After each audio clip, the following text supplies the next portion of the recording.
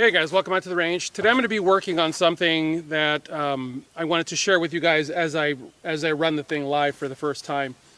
There is a set of pistol standards that I have that I shamelessly stole from Dave Spalding. In fact, the original copy of this thing says, shamelessly lifted from Dave Spalding. Now in reality it's not lifted because I actually asked for his blessing to be teaching his curriculum, because I firmly believe that his curriculum is probably the best that I've ever done before. So anyways, the pistol standards, which obviously I'm now going to have to change to firearm standards, have very tight time constraints. They're normally shot from 7 yards, which is over there, and of course they're shot with a handgun because that's what Dave teaches.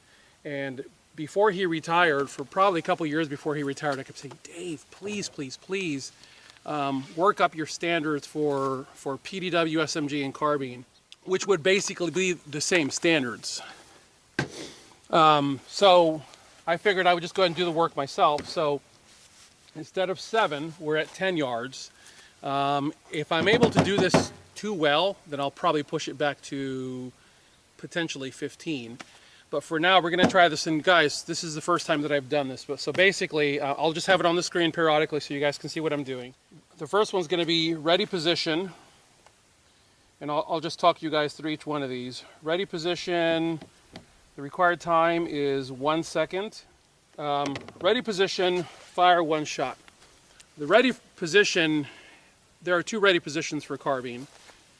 There's this one that seems to be simply all the rage nowadays.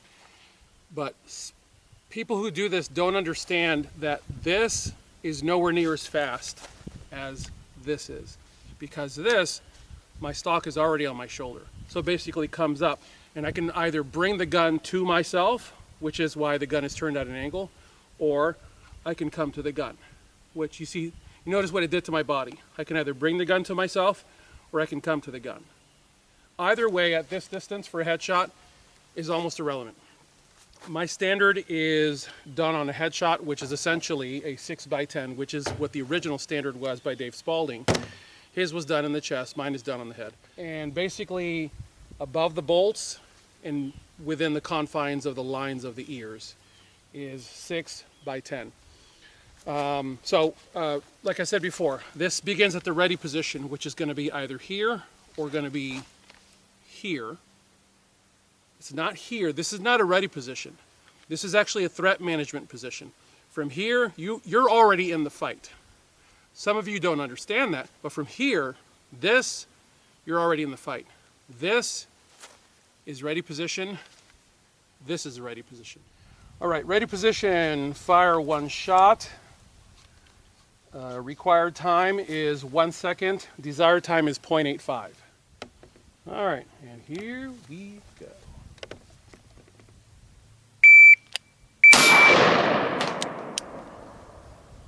Holy crap. Yeah, that's fast. 1.10. Yeah, that's fast.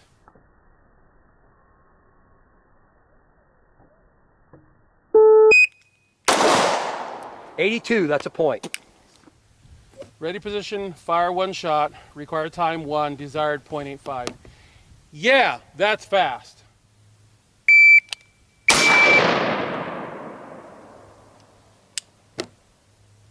Wow. This is going to be harder than I thought. 1.02.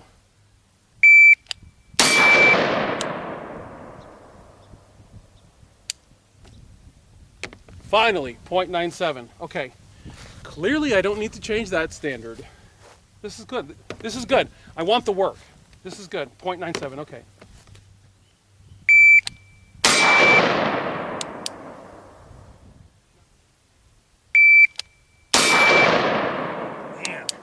Man, you barely. That was 1.0 on the nose. You barely have enough time to get that shot. This is good because I needed this. I'm anticipating. Stop cheating! That's going to be over. Yeah, 1.04. So just to get the first standard, you're going to have to hustle.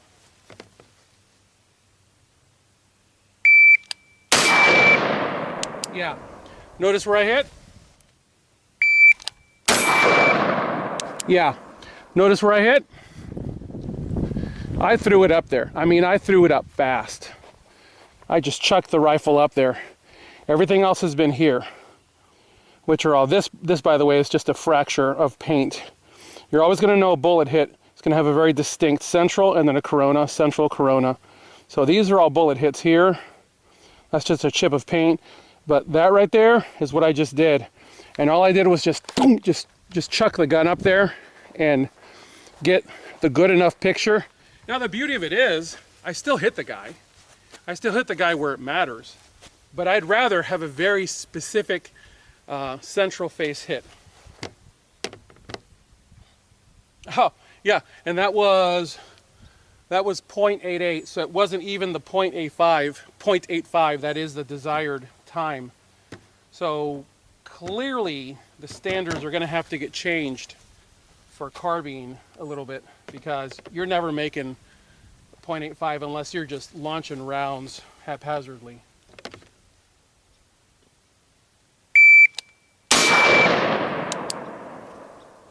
.97. So it seems like 0.97 is probably going to be it. So I'm going to say 0.95 so that I can keep working at that. I'm going to modify that desired time to 0.95 so I've got something to aspire to. All right, let's rock on. Ready position, fire 4 shots. Woo, inside of 2 seconds. Desired time 1.70. Okay. Okay. Watch your target. Lost number 4. Lost number 4, 173. You had the time, you lost your 4th round. See it down there on that piece of tape? Second attempt, here we go. Hang on to the gun, control the recoil. There you go, 182, that's a point.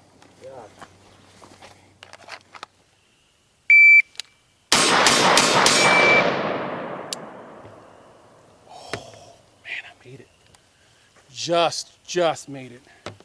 And I think everything hit. By the way, if you ever wondered what it sounds like to shoot a Terminator in the face, there it is right there.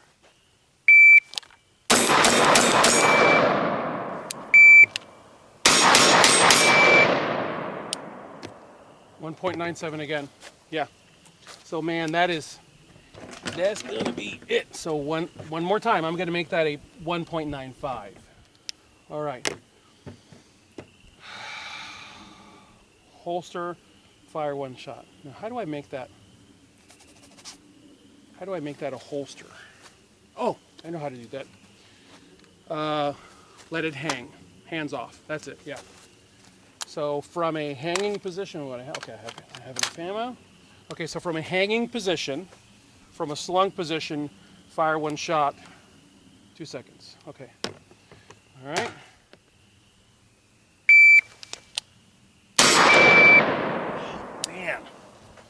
Bruh, that ain't no joke. Woo, that ain't no... I was thinking like a silly rabbit that I was going to do it from 20 yards earlier. No. Now here's the dilemma. Do I say hanging in a fighting stance or just hanging? I'm going to say hanging. Yeah, I'm going to say hanging. Yeah, I'm going to say hanging because if I was in a fighting stance, I would already have my hands on the gun in a ready position. So I'm just going to say in just standing with the weapon hanging.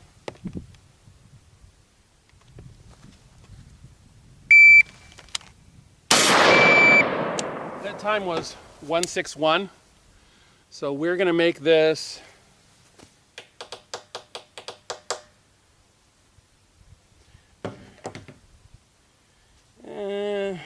let's call it 165. Yeah. Let's call it desired time of 1.6.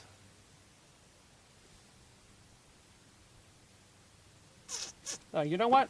Let's call it 1.60 because the desired time for that is 1.50. So let's call it 1.60. All right.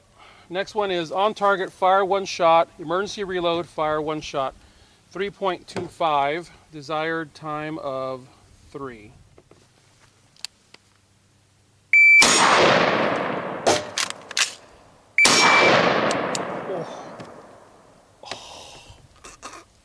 Yeah, that was ugly. All right, Abner, you ready? Ready. Here we go.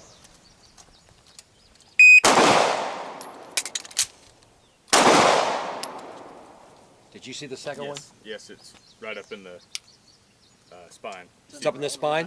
284, that's a point.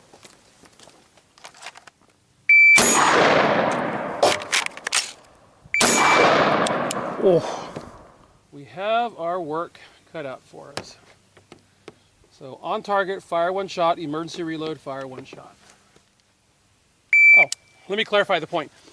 When you do this one, you're on target, which means you're already engaged, because this is simulating running a mag out. So you can be on target, safety off, finger on trigger, slack taken out. This is a Geisley SSA, so there's actually right there is the take up on this trigger. So on target, on trigger, off target, off trigger.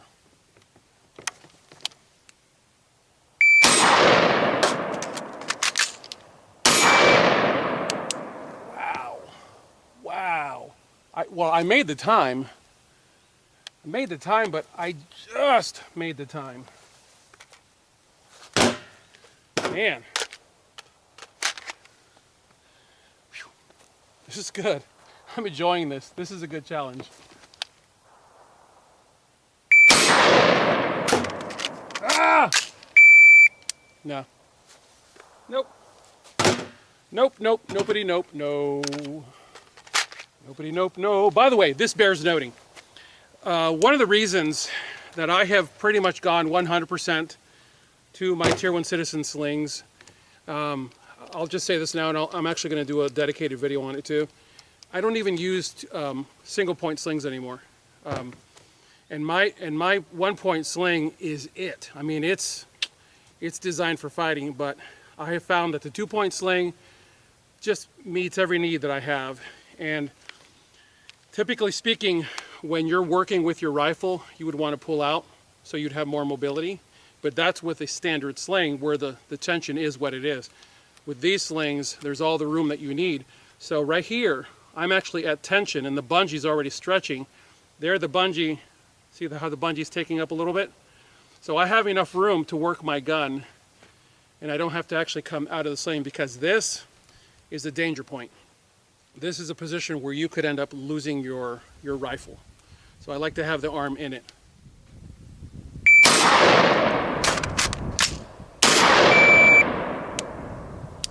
Man, wow. 2.77. That ain't no joke. Man, that ain't no joke. That's a struggle. You are racing. And by the way, guys, you'll notice that what I'm doing there is I'm allowing gravity to help me. I'm dropping my mag like that. I'm not dropping my mag here. Of course, that worked. That worked because these are well-seasoned mags, meaning that they're well broken in from well over a decade of use. But basically, it's fire the round, mag comes out, and then mag goes in. And one of the things that you can do to help yourself is to roll the weapon. So it would be mag out and then mag in, and the weapon would be rolled ever so slightly. And it's always place AK style, rock in. And what you guys aren't seeing on camera, it's actually in pull, because I'm actually placing it and I'm giving it a slight tug when I'm coming off of it and then back on the gun.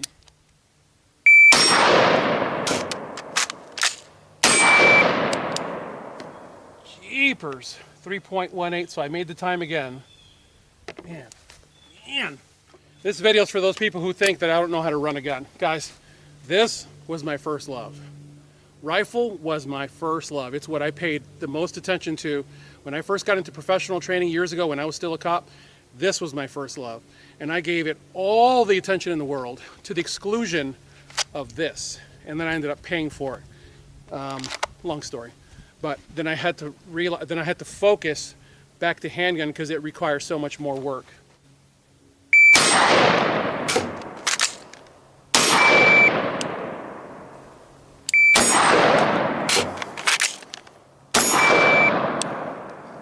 Man, I'll tell you, you almost want to fire that follow-up shot with your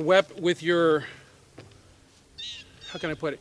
You almost want to fire that follow-up shot with like one hand on the thing.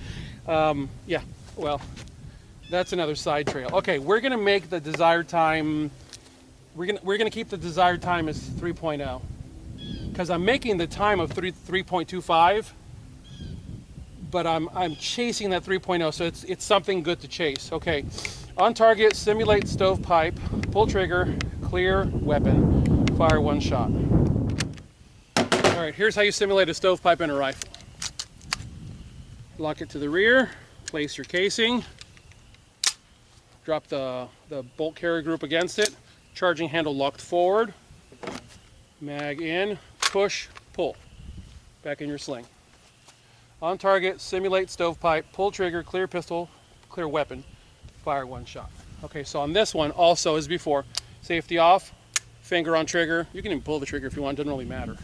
So that's literally going to be a tap rack. You're not removing your mag for this. Because remember guys, there are teaching points that go with this standards test. So the teaching point for this one is turn your weapon on its side, especially with a carbine. Turn your weapon on, well, hang on a minute, hang on. Okay, with a handgun, and the stovepipe, it's tap, rack. For lefty, tap, rack for righty. And all you have to do is do this. And as soon as you rack it, it relieves the tension and the stovepipe goes and just falls out of the gun and then you're back on the gun. So with rifle, unfortunately, it absolutely with a rifle is gonna have to be turned like this because doing this isn't gonna help you much.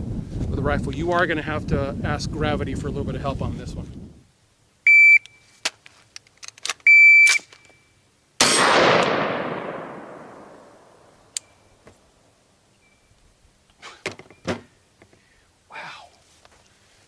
That sucked. 3.55. Man. Okay, this one may be asking a lot out of a rifle. You may be asking a lot out of a rifle for 2 seconds on this one.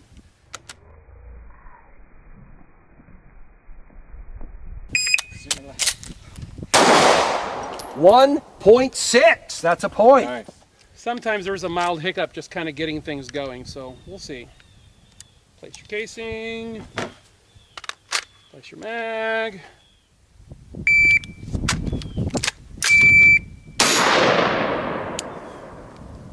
.94.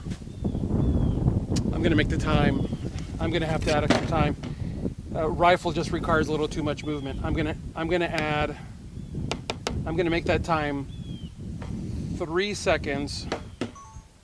I'm going to make the time 3 seconds with a desired of 2.9. So 3 seconds. I'll tell you what. Let me try that one more time. Let me try one more time and see if I can shave a little time on the bottom end.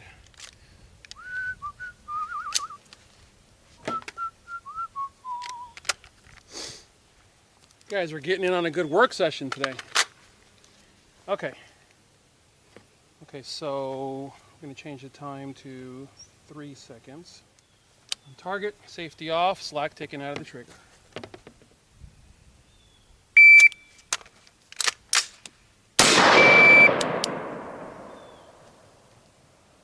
.63. That's respectable. So let's make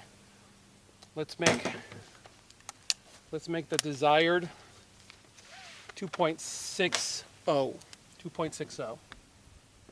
2.60 is your desire. Okay, so par of 3, desired 2.60. Okay, the last one is on target, simulated double feed, pull the trigger, clear the weapon, fire one shot. Let me show you what a double feed looks like on a rifle. If you do this without fucking around with it, you can get down around 4 seconds. It's a lot to think about. I fucked it up real bad. It is a lot to think about. Without a doubt, this is the hardest standard. Without a doubt. All right, guys, here we go. Ready? Here we go.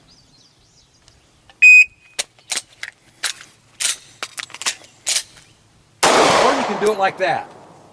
4.3. Wow, nice. 4.3.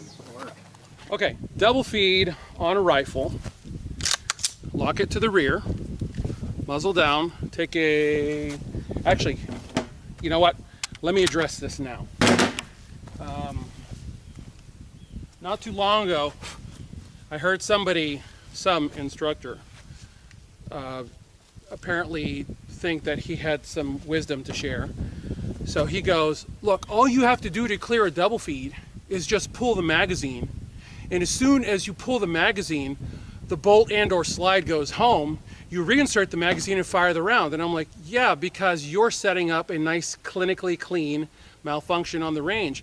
Double feeds happen when the round has been fired and for whatever reason, usually fatigue, the extractor has skipped off the rim of the casing or the casing is bad. The brass is, or steel is bad, and the extractor has skipped off the casing and it's partially pushed, it's partially bounced the BCG or slide back far enough to peel off the next round, and what you end up with is this effect. And it's essentially a live round trying to enter a chamber that's still occupied by an empty casing. So what I do when I do this is, and someone's gonna be like, oh, here it goes. Empty casing, there we go. Empty casing into the chamber. Then you take live ammunition, you put it behind it, and you do that right there. So now you have one on the M4 feed ramp trying to get in, and the empty casing is in the way. I have no idea if that camera got it, but that's what you have. And it is 6 seconds. Now when I do this on a handgun, I can get it done easily in 6 seconds. Might be interesting with the rifle. We'll see. Okay, so the bolt is loose. It's actually forward now. The round is stuck up against the casing that's in there, and we'll see what we got.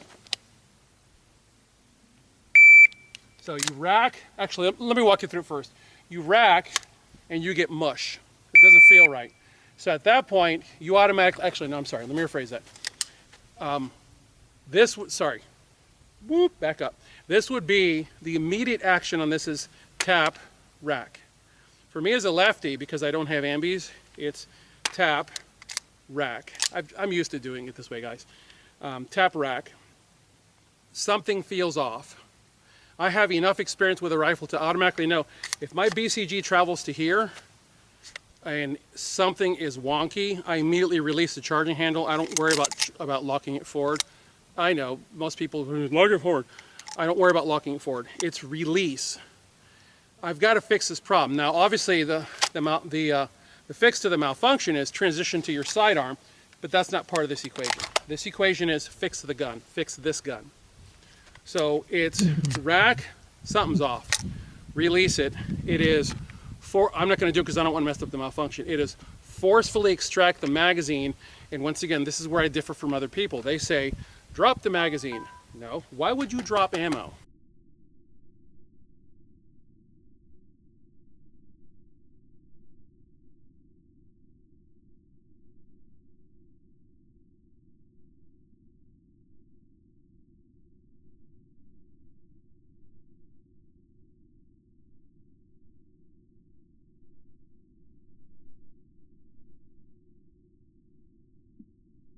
This is ammo. Why would I drop ammo?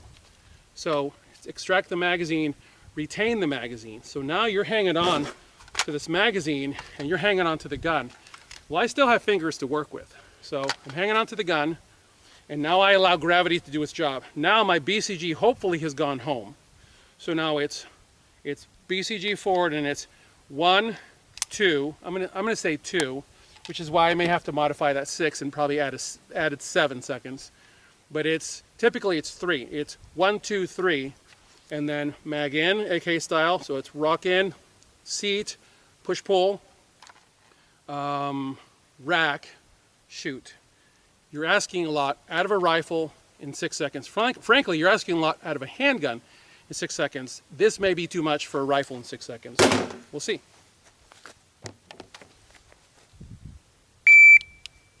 Oh, man, brain fart.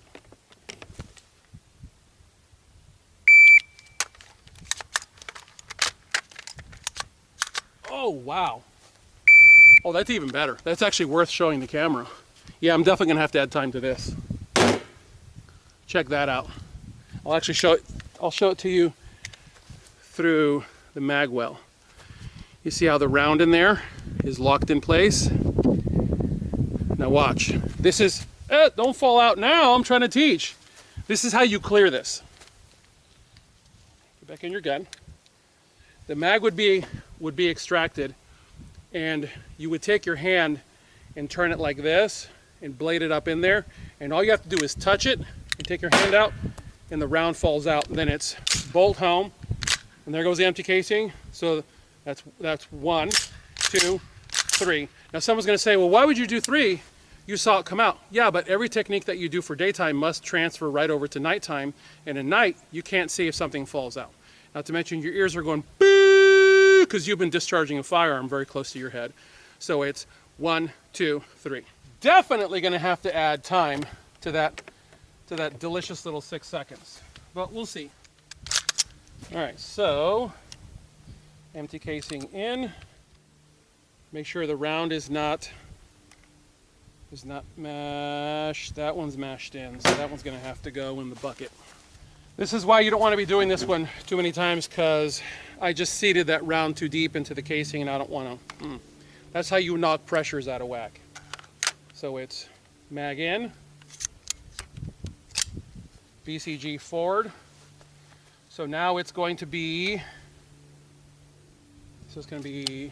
click, tap, rack, realize I got mush, mag out, rack, rack, mag back in, rack. Okay, well, yeah, definitely longer than 6 seconds, but here we go.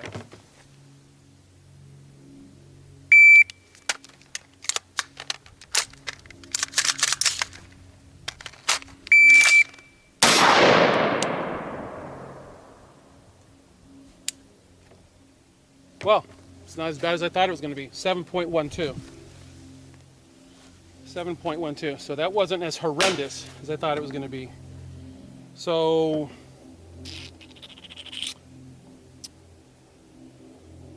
I'm gonna make that a par 7.5. Yeah, par 7.5 with a desired of. Let me do it one more time. Let's do it one more time.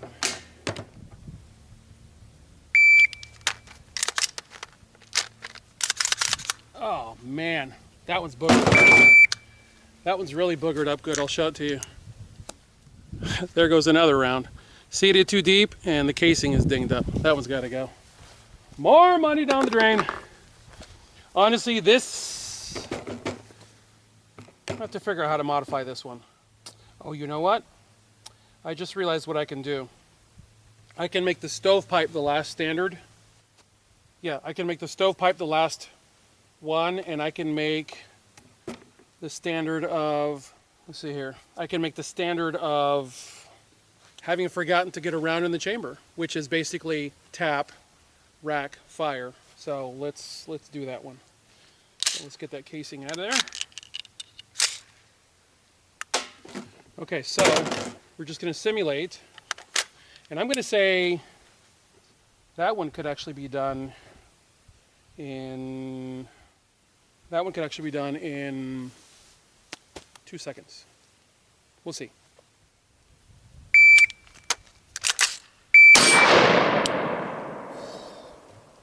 .22.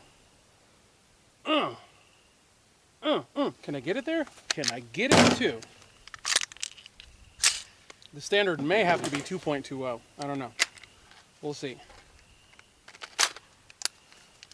So once again, safety off, finger on trigger, slack taken up. Or if you want, trigger pulled, doesn't matter, because this is the moment after you realize, oh crap, the gun didn't go bang.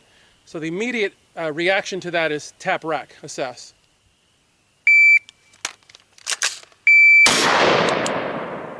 Man. 2.40. I had to literally go like this and get the gun back down before I pulled that trigger, because in working the gun ended up high. So to get it back on target, I had to actually get on the gun and swing it down right past his forehead, and as it was coming down between his eyes, pull the trigger. Boo! 2.40.